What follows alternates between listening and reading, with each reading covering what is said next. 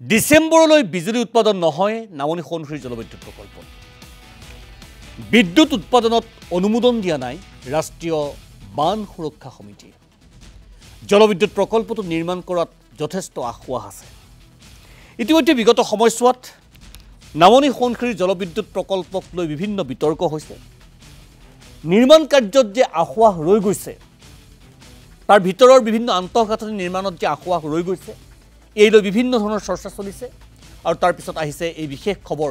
ডিসেম্বৰলৈ বিজুলী উৎপাদন নহয় নামনি সোণখুৰি জলবিদ্যুৎ প্ৰকল্পত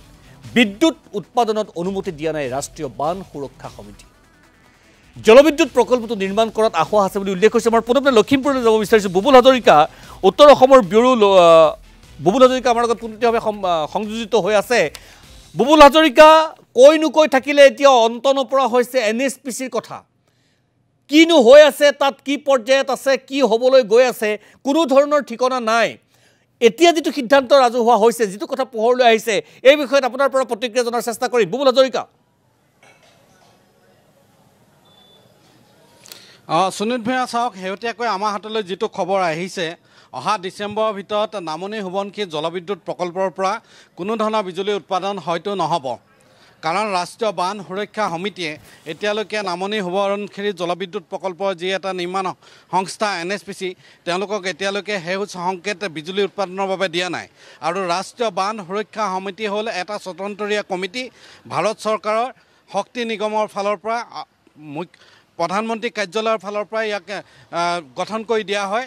কেইজনমান বিশেষজ্ঞ থাকে তেওঁলোকে আহি ইয়াত প্ৰতিটো বান্ধ অৰ্থাৎ য'ত য'ত বিজুলী উৎপাদন হয় যিবিলাক প্ৰকল্পৰ পৰা বিজুলী উৎপাদন হ'ব সেই প্ৰকল্পবিলাক তেওঁলোকে সূক্ষ্মভাৱে অধ্যয়ন কৰে যোৱা 11 এপ্ৰিলত আৰু 12 এপ্ৰিলত এই টিমটো গেৰুকামুখলৈ আহিছিল মুঠ 6জনীয়া টিম আছিল তিনিজনকৈ দুটা দলত বিভক্ত হৈ আহিছিল তেওঁলোকে গোটেই বান্ধটো অধ্যয়ন কৰিলে অধ্যয়ন কৰাৰ পাছত তেওঁলোকে আজি তাৰিখলৈকে এপ্ৰিলৰ পৰা এতিয়ালৈকে জুলাই সোমালে আজি জুলাই 1 তাৰিখ গতিকে এই সময়ছোৱাত 4 মাহৰ ভিতৰত তেওঁলোকে আজি তাৰিখলৈকে অনুমোদনে দিয়া নাই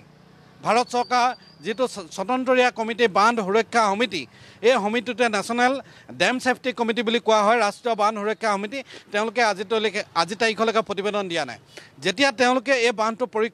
পৰিদৰ্শন কৰিছিল পৰীক্ষণ কৰাৰ সময়ত তেওঁলোকে কেইটামান বিশেষ আখুৱা ধৰা পৰিলে সেই আখুৱা কেইটাৰ ওপৰত ইতিমধ্যে প্ৰতিদিন টাইমে বাতৰি সম্প্ৰচাৰ কৰিছে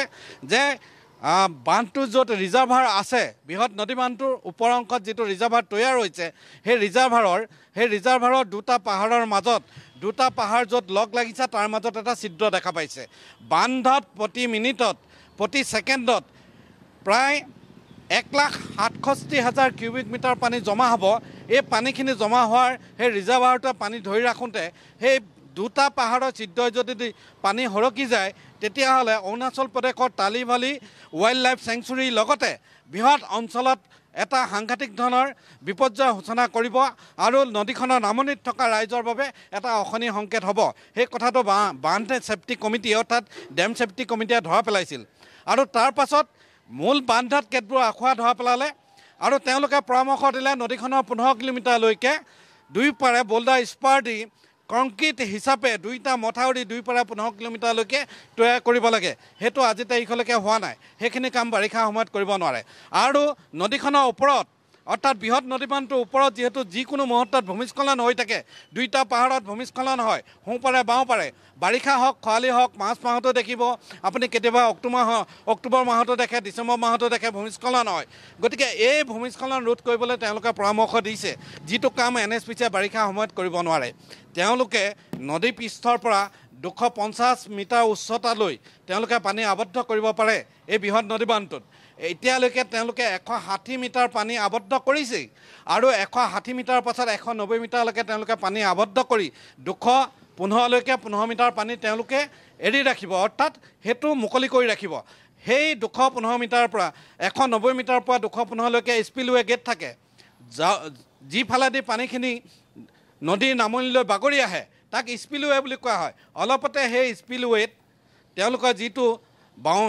ৱাল আছে ডাইভাৰচন ৱাল আছে সেই ৱালত খুনা মাৰি স্পিলৱে গোটেই বেছটোৱে তেওঁলোকৰ নদীৰ কোবাল হুতে ধ্বংস কৰি দিলে তাৰ পাছত এই কথাবিলাক এতিয়া সকলো নখ দৰ্পণত ৰাষ্ট্ৰীয় বান সুৰক্ষা সমিতিৰ এতিয়ালৈকে এই বান্ধৰ পৰা বিজুলী উৎপাদনৰ কোনো সংকেত দিয়া নাই নিশ্চয় বুবুল হাজৰিকা আপোনাক ধন্যবাদ জনাইছোঁ